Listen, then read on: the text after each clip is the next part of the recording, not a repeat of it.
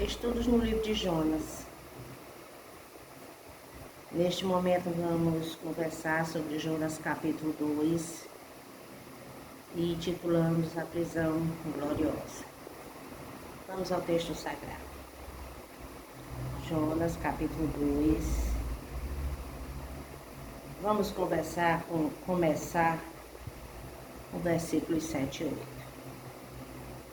texto diz assim: Quando desfalecia em mim a minha alma, lembrei-me do Senhor, e entrou a ti a minha oração no teu santo templo. Os que observam as falsas vaidades deixam a sua misericórdia. Oremos. Senhor, muito obrigada pela tua palavra. Nos ajuda e nos auxilia. Sê conosco neste momento. Muito obrigada, Jesus, porque tu és bom e nos ensina. No teu nome. Amém. O engano de Jonas. Percebemos no capítulo 1 que Jonas trabalhava, tirava conclusões a partir do retrato do seu tempo. Do contexto, a Síria não era bem-vinda, tampouco sua capital Nínive. E Jonas simplesmente resolveu não ir até lá como Deus o havia mandado e fugiu para Tarsis. Aqui no capítulo 2, no ventre do peixe, compreendemos que ele precisava mergulhar na visão de Deus, no ponto de vista de Deus, na verdade, e retornar à comunhão com o Senhor. Ele precisava entender a verdade sobre Deus, sua justiça, sim, mas também sua misericórdia, sua compaixão. Ele precisava perceber a verdade sobre si mesmo, sobre o quanto ele era vulnerável, o poder do eu e a verdade sobre as nações. Deus não tinha chamado simplesmente Israel, era o Senhor de todas as nações. Jonas, no retrato do seu tempo, segundo Reis, como nós estudamos na introdução do livro, pregava a palavra de Deus. Naquele momento era um momento de prosperidade em Israel, conquistas militares, alargar as fronteiras, notoriedade, tanto para a nação de Israel quanto para Jonas. E Jonas estava trabalhando nesse contexto. Ele acostumou-se a sua mensagem agradava os israelitas e a ele próprio. Ele era um nacionalista de carteirinha, digamos assim. Ele esqueceu-se que o quão fácil é nós construirmos ídolos. Calvino dizia que o ser humano é uma fábrica de ídolos. O ego humano pode perfeitamente legitimar ídolos no seu interior, às vezes sem nem percebermos. Jonas, naquele momento, deixa eu voltar aqui. Ele esqueceu de que aquela ideologia patriótica que ele trazia no seu coração estava tomando o lugar de Deus. Ele preferia o ideal patriótico de Israel. Possivelmente a Síria iria invadir Israel, e foi o que aconteceu posteriormente. A Síria já despontava no mundo. Também tinha a questão da sua própria reputação. No capítulo 4 nós vamos ver sobre isso. Temos aqui o perigo do reino do ego, da pessoa achar-se necessário. Ele simplesmente fugiu, então não vai haver evangelização na Síria. E se houver, que Deus mande outro. Hoje a coqueluche do nosso tempo é a questão do potencial humano.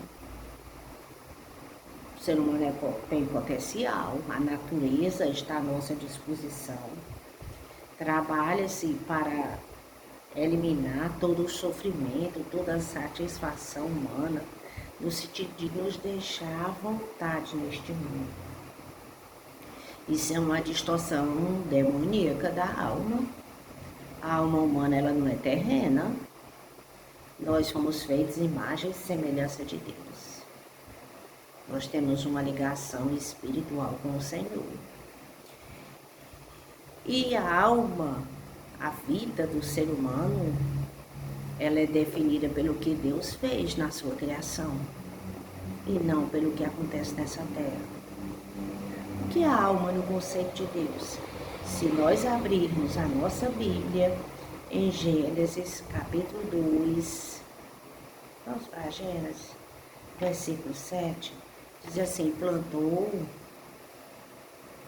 e formou o Senhor Deus o homem do pó da terra e soprou nas suas narinas o fôlego de vida, e o homem foi feito alma vivente. Quando o israelita tem fome, ele não fala, eu estou com fome, pegando assim na sua barriga, como nós fazemos. Ele diz, eu tenho fome, e pega aqui na sua garganta. Alma, no hebraico, é garganta. Então, o que é que o texto diz? E formou o Senhor Deus o homem do pó da terra, e soprou nas suas narinas o fôlego de vida, e o homem foi feito garganta vivente. Fome. O ser humano é fome. Em Mateus capítulo 5, versículo 6, no Sermão do Monte, Jesus coloca nesses termos: felizes, bem-aventurados que têm fome e sede de justiça, porque eles serão fartos. Nós temos fome de Deus, nós somos fome de Deus. E fartos, aqueles que têm fome e sede de justiça. É preciso buscar a Deus. Corremos perigo se nós descansarmos, se acharmos que a natureza, o dinheiro, o conforto é suficiente para nós. É o que importa. Isso é uma redução da humanidade. Precisamos de homens e mulheres que saibam discernir as coisas. Em 1 Crônicas, lá no Antigo Testamento, 1 Crônicas, capítulo 12, vamos ler esse texto, versículo 32, diz assim: e os filhos de Isacar, 200 de seus chefes, destros na ciência dos tempos, para saber o que Israel devia fazer, e todos os seus irmãos seguiam as suas ordens. É aquilo que Israel devia fazer, essa questão. Então nós precisamos de pessoas que saibam discernir. Essas pessoas que sabem discernir como nós devemos viver e fazer, elas têm que ser alimentadas. Essa fome de Deus precisa estar nelas e serem alimentadas pelo próprio Deus. Assim agiremos adequadamente. Jonas tinha fugido disso. A prosperidade nos dias de Jeroboão, segundo o tempo de Jonas, era o fruto da misericórdia infinita de Deus, porque a nação estava em pecado. Precisamos entender que a tempestade era necessária. A tempestade do capítulo 1. Porque Jonas estava no controle. Ele decidiu que não ia a Tarsis e simplesmente viajou. E não ia a Nínive. Ele decidiu que não ia a Nínive, simplesmente viajou para Tarsis. Ele estava no controle da sua vida. Pelo menos ele achava que estava. E a tempestade é a perda do controle. É a percepção de que ele é pequeno. Que Deus é o Deus que criou o mar. Então ele não vai navegar a revelia de Deus. E nisto surgiu no seu interior, no ventre do peixe, o desejo de orar. A oração desnudada da alma diante de Deus. É necessário sinceridade. O desejo tem que fluir do interior do penitente. A oração de Jonas são salmos em Jonas, capítulo 2.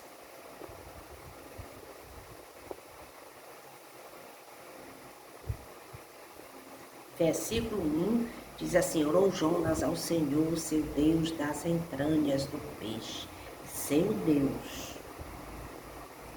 Os primeiros versículos dessa oração ao seu Deus são salmos de louvor. O que ele vai perceber, ser jogado nas profundezas do mar é morte. Os israelitas não viam com bons olhos o fundo das águas, a turbulência das águas. Eles se sentiam seguros na montanha, o Sinai, o lugar da presença. As águas eram sepultamento. Então, ação de graça, salmos de louvor. No versículo 2 a 6 do Jonas 2 diz assim: e disse, na minha angústia clamei ao Senhor, ele me respondeu, do ventre do inferno gritei, tu ouviste a minha voz, porque tu me lançaste no profundo coração dos mares, e a corrente das águas me cercou, todas as tuas ondas e as tuas vagas têm passado por cima de mim. Eu disse, lançado estou de diante dos teus olhos, todavia tornarei a ver o teu santo templo. As águas me cercaram até a alma, o abismo me rodeou e as águas se enrolaram a minha cabeça. Eu desci até as profundezas dos montes, até os fundamentos do monte. A terra me encerrou para sempre com seus figulhos, mas tu fizeste subir a minha vida da perdição. Ó Senhor, meu Deus. Pronto. É ação de graça, é louvor. Quando chega no versículo 7 e 8, diz assim: quando desfaleci em mim a minha alma, lembrei-me do Senhor e entrou a ti a minha oração no teu santo templo. Os que observam as falsas vaidades deixam a sua misericórdia. Está aqui, ele sabia que estava envolvido com as falsas vaidades. Não estava percebendo a misericórdia de Deus. Deus tinha sido misericordioso ao mandar o peixe o receber, o engolir. Aqui é a contrição, versículos 7 e 8.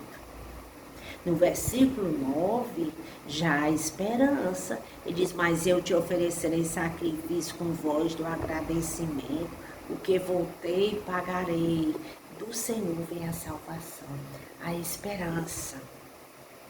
Jonas agora já estava esperançoso, como deve ter sido terrível aquele interior do peixe. As algas enrolando-se em Jonas. E o cheiro, pelo amor de Deus, deve ter sido terrível. No capítulo 2, versículo 4, ele diz, lançado estou de diante dos teus olhos. Todavia tornarei a ver o teu santo templo. Ele queria estar longe da presença de Deus. Deus o deixou. Agora ele estava na profundeza do ventre do peixe. Mas ele diz, eu tornarei a ver o teu santo templo. Ele viu o peixe como um livramento. E ele está pedindo socorro do Senhor ao lampejo de Deus. Conclusão quanto à circunstância. Não podemos viver no pecado e em comunhão com Deus ao mesmo tempo. Essa compreensão. Quando Jonas adentrou no caminho do pecado, se deixou guiar pela vista, começou a valorizar mais a prosperidade de Israel, o que a sua palavra era.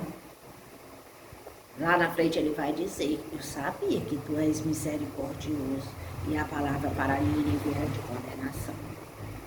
Quando ele se envolveu com ídolos, ele perdeu de vista o que o Senhor tinha para ele, mas aqui ele está recuperando a sua visão. A oração de Jonas, elas são salmos. Salmo é uma oração aprendida. É hora de relembrar a palavra de Deus. Desde os tempos mais remotos, os israelitas oravam os salmos. A igreja sempre orou salmos. Muitas vezes chegamos diante do Senhor em oração e não temos palavra. Se abrirmos a nossa Bíblia e meditarmos no Salmo, aos poucos vamos nos envolvendo na sua presença, nossa dificuldade vai sendo vencida e as palavras nos vêm.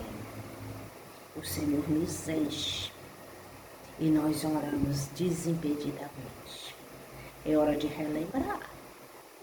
Jonas era um homem do templo. Ele sabia os salmos de cor. E aquele momento ali, por isso que é uma prisão gloriosa, é o momento dele parar, dele se ausentar do mundo e ele pensar no seu Deus, no que significava aquela prisão e na oportunidade que Deus estava lhe dando. O ventre do peixe, aquela prisão, é gloriosa porque é um local adequado para ele pensar sobre si, para ele dar o braço a torcer e entender que precisava obedecer a Deus. O clamor de todos nós, especificamente os que ministram, o chamado. Precisamos clamar ao Senhor para estarmos diante dele. Como conservar o chamado do Senhor? Todos nós, especialmente os que ministram. Em Atos capítulo 6, quando surgiu aquela dificuldade na igreja, os apóstolos chamaram e disseram o seguinte, Atos capítulo 6, versículo 2 ao 4. E os 12, convocando a multidão dos discípulos, disseram, não é razoável que nós deixemos a palavra de Deus e sirvamos a mesa. Escolhei, pois, irmãos, dentre vós 7 homens de boa reputação, cheios do Espírito Santo e de sabedoria, os quais constituamos sobre este importante negócio. Mas nós perseveraremos na oração e no ministério da palavra. Está aqui. Buscar, receber do Senhor, ter equilíbrio, isso é urgente e é necessário. Em Provérbios, capítulo 8, Salomão fala o seguinte, versículo 17. Eu amo aos que me amam, e os que cedo me buscarem me acharão. Está aqui. Os estudiosos dizem, e o texto vai revelando pouco a pouco, que a sabedoria em Provérbios 8 é o Cristo pré-encarnado, é o próprio Deus. Ele diz, eu amo os que me amam, e cedo, os que cedo me buscarem me acharão. Precisamos conservar aquilo que Deus tem nos dado. Para tanto, precisamos nos manter na sua presença. Isso é responsabilidade nossa. Buscar o Senhor. Jonas estava tão envolvido com o seu tempo, com o seu ministério, que esqueceu que precisava estar na presença do Senhor. Por isso ele estava metendo os pés pelas mãos e tomando atitudes que não deveria. Estava em pecado. Como corrigir esse engano? Como evitar que cometamos os mesmos erros que Jonas? Não é simplesmente foi ele, é Jonas. Se está na Escritura, inspirado, é pertinente a cada um de nós.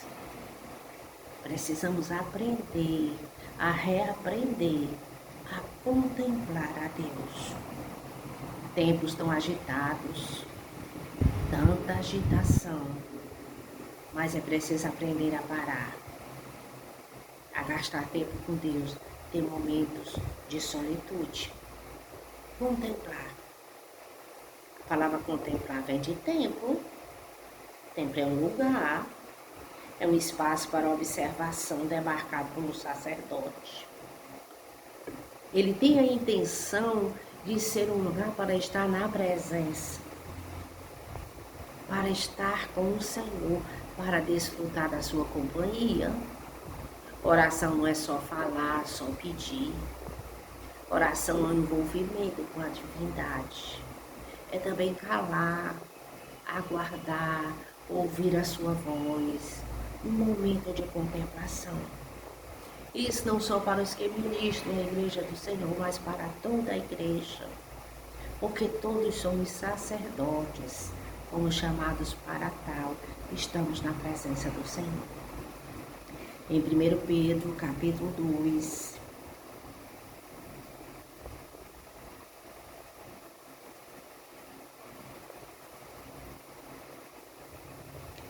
versículos 5 e 6, diz assim: vós também, como pedras vivas, sois edificados casa espiritual e sacerdócio santo, para oferecer sacrifícios espirituais agradáveis a Deus. O que são os sacrifícios espirituais? É a nossa vida no altar. É a nossa vida de oração, a nossa vida de dependência da palavra, dependência da presença. É a nossa vida sendo guiada pelo Espírito Santo de Deus. E diz assim: por isso também na Escritura contém: eis que ponho em Sião a pedra principal da esquina, eleita e preciosa, e que nela crê não será confundido. Alimentar essa presença. A pedra é Cristo, eleita e preciosa. Jonas estava confuso, porque ele se afastou desse fundamento. Ele se afastou, ele se deixou de envolver demais com as coisas desta terra. Ele precisava retornar. Do ventre do peixe ele orou ao Senhor. Era o momento de estar na sua presença, o chamado de Deus. Nas profundezas. Ali era um lugar de morte, aquele oceano. Mas Jonas teve a oportunidade de viver. Ele orou. Os israelitas, desde Moisés, no tempo de Salomão, desde Moisés, Sinai, eles buscavam a presença de Deus. Quando eles temeram, Moisés é o intercessor, a figura de Cristo. E no templo de Salomão, Salomão orou e Deus confirmou. Se os israelitas desobedecessem ao Senhor e fossem mandados, para outras terras, lá onde eles estavam, se eles orassem, se arrependessem, buscassem o Senhor, virados para o templo, a questão dos pontos cardeais, eles receberiam socorro e o Senhor perdoaria o seu pecado. E aqui está Jonas, dentro do peixe, orando e se colocando na presença do Senhor, reaprendendo a contemplar a Deus. Contemplar não significa só observar, mas também colocar em prática, fazer as coisas na presença desse Deus. Agora, Jonas estava voltando à percepção, à lucidez de que ele estava na presença de Deus, o Senhor Todo-Poderoso. Amém? Que o Senhor Jesus tome as nossas vidas nas suas mãos, nos ajude. E venhamos a compreender que precisamos estar diante dele, porque todos nós estamos sujeitos a cometer o erro que Jonas cometeu. Que o Senhor nos ajude e que sejamos vigilantes. O Senhor Jesus diz: vigiai e orai, para que não entreis em tentação. Amém? Vamos orar. Jesus, muito obrigada, Senhor.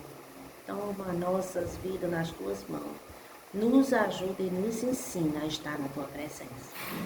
Nos ajuda, Senhor, a sermos vigilantes, a te buscar. Que não venhamos a cometer os mesmos erros que o teu servo cometeu. Que o Senhor esteja sempre na nossa mente. Que venhamos nos disciplinar e ter momentos com o Senhor de comunhão e cultivar a tua presença. Obrigada, Senhor, por esse privilégio. Nós não somos dignos, mas o Senhor é um Deus de oportunidade.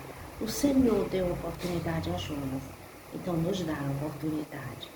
Muito obrigada, porque o Senhor é um Deus do recomeço e um Deus do perdão. Somos gratos a Ti. Nos ensina a sermos aquilo que está no Teu coração. No Teu nome, Jesus.